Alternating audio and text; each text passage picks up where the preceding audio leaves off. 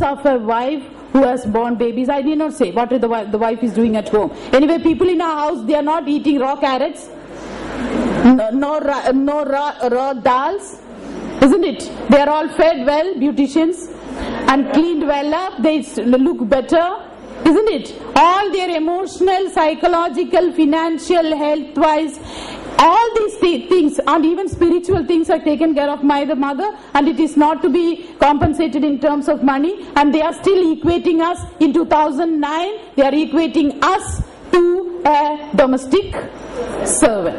Only on that aspect I am wrong. If it is 3,000 anywhere, any country or Ethiopia or Fiji or wherever it is, the GDP is less, we can go for 3,000. It's not the matter, but the wordings used by you is the problem. Now coming to this property rights only, I want to include certain introductions to this. In the West, they have this concept of common property and commonness of property.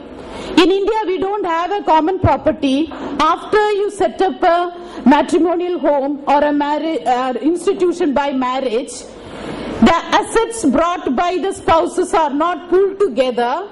Am I making myself clear? After you start a family, the assets brought by the spouses to the marriage institution is not pooled together to make it a common property. Whereas you would have seen in UK and other states where the property is being pooled and a record is maintained as to what is the amount brought by each of them. It is kept separately, owned together, spent together, and at the time of divorce, this common property, whatever is available plus what has been acquired after the marriage has to be divided 50-50%. This is an equality concept followed by some of the Western states. We neither have that common property theory nor the commonness to the property owed. In the domestic violence cases, we know when women challenge the right in the property, it is a very, very difficult task to understand. The magistrates don't appreciate your contributions to the household. It is very, very difficult. In one of my cases also, I want to cite that reason. The boy is the only boy from a family. When the marriage was fixed, he had 9 acres of property plus 4 building shop rooms. When the DV case came up, he did not have it. When the marriage was fixed, we went to the house of the husband to ask what is there. Then said, see, we have only son, all this property, 4 cars, 4 buildings and 9 acres of coffee estate belongs to my only son. Don't worry, he is secure. After the DV Act came, when we went and asked for maintenance, it was such a tragedy to find out that nothing of these 9 acres of coffee plantation or 4 buildings or 4 vehicles was in the name of the boy, and the boy's father and mother said, oh, he doesn't have any property anyway. How can they give you? He doesn't have any property. Finish. So this is taking us to another case. I want to mention one more case and finish off. Flavia is here. That which I conducted. The party is here before us. She was a manager in a bank drawing 10,000 rupees. She contributed to the household. They bought a house, bought an unconstructed house, constructed the house. Later on, when the DV case came, I filed a petition before the court seeking half of the right in that common holding the house, saying that my client, who has been a manager for 15 years in a bank, has contributed all her income to buy furniture, do the furnishings, paint it, tile it, everything. And at last the document alone was in the name of the husband. The lower court declined to accept my contention, saying that the document stands in the name of the husband, so the wife cannot claim anything. And the very curious part of that was, the husband had taken this 50,000 rupees to buy the property from his FD account. He had taken loan of 50,000, whereas this lady had a loan of 11 lakhs upon her, which she had taken to repay one loan, to repay another loan, to repay the second loan, all for the construction and maintenance of this property. And see, this is one area where we as lawyers and activists will have to concentrate to see that you make documents in the name of the parties. We need documents. Court says it's only a summary procedure, you need not have so much of documentary evidence, but I have seen in places where domestic violence case is conducted, the high big profile lawyers are coming with so big, huge law decisions and textbooks to come and argue that we won't give a naya paisa to this lady, and she has not been there. I was wondering what is the reason why all these people are there in the court, in the small courts, JSCM, conducting a domestic violence act. Then recently I found out, you know, if the wife is given 6 lakhs as compensation or 6 lakhs return of money or Sridhar, they are taking 10% of that money as their fees.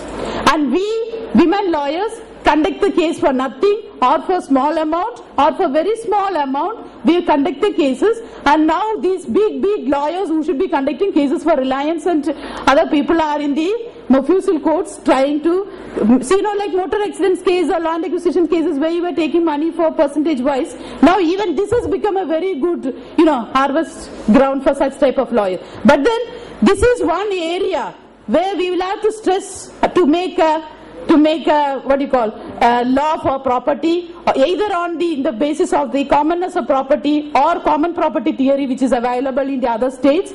Otherwise, unless otherwise, women have a right to stand, and we relinquish our position as a victim. There is no stand for women to go to the next century. So with those notes I end. Thank you very much for listening to me.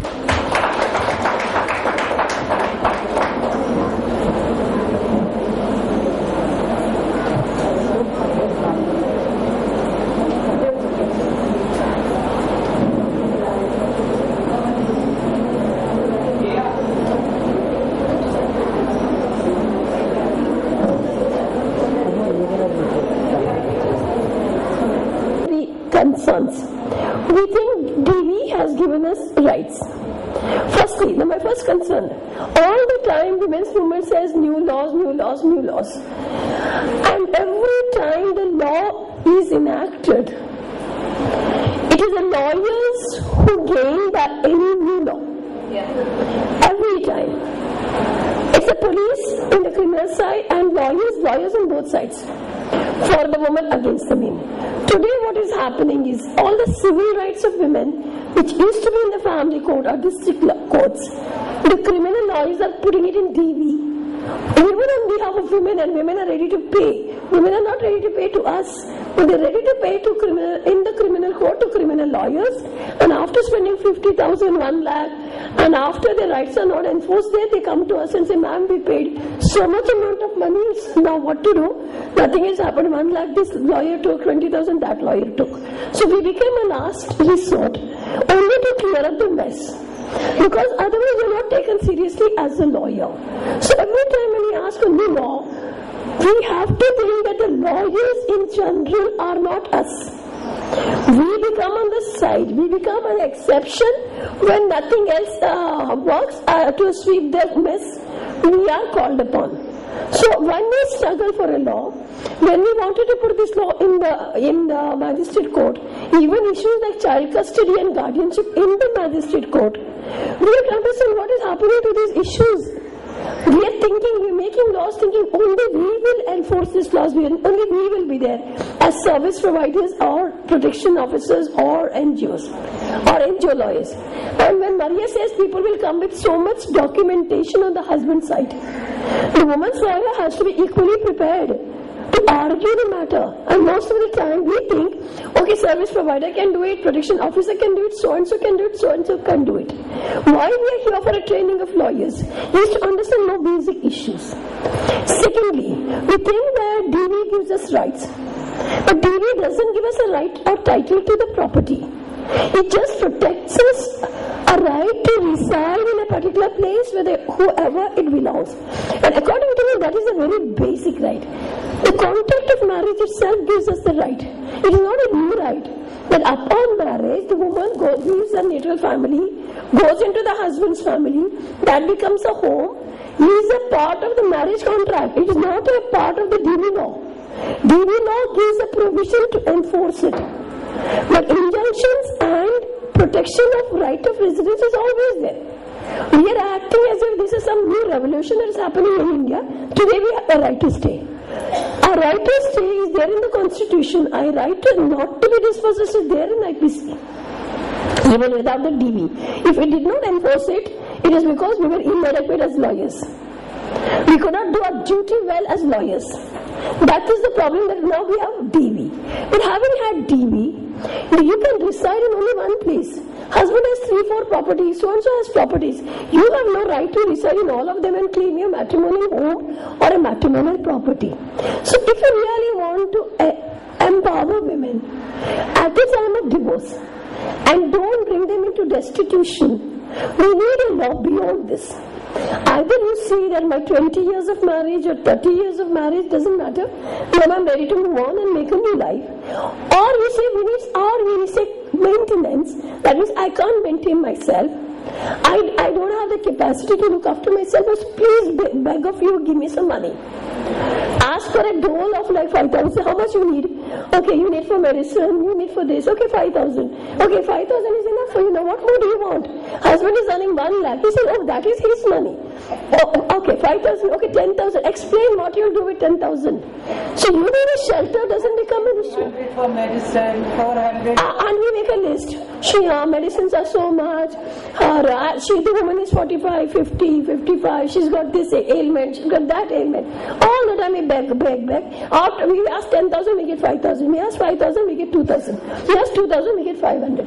And this is, everyone knows what is the situation which cannot be enforced. At the end of it cannot be enforced. So if a woman has been a housewife, then what? And my concern is, if the woman has been working, then what?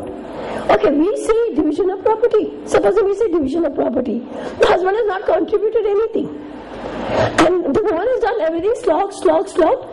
And now, at the time of divorce, husband says, okay, division of property. So even division of property is not going to give us equal rights. We have to have women who are landless laborers, who are earning members. We cannot forever think women are not earning members of a particular household.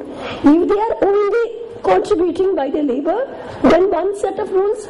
If they are not contributing only by their labor but also going out to work, that means it is not that she is going out to work, so he does the housework. He cooks and he looks after the children and he's there coaching the children for exam. He's not doing all that. She's doing that and this. So we need to understand what is women's role in the marriage. Because we have suffered in many things thinking men and women are equal in marriage, particularly under in the Marriage Act. When we say cruelty, what is cruelty for women? What is cruelty for a man? When we say desertion, the woman leaves the home, goes into the marriage home, there she's thrown out. And husband is to file for desertion after she's left. She's not staying here now, give me divorce. Because the matrimonial concept is applicable only to her. She leaves at home, comes here, she's thrown out, goes out, and then the husband is to file for desertion. So that is why the courts has to evolve a concept called constructive desertion. That means though she has left, it is presumed that she left because of him. And that is why he deserted her. So my concern is that to understand, we need to understand in a lawyer's meeting and a meeting of this nature where so many different states are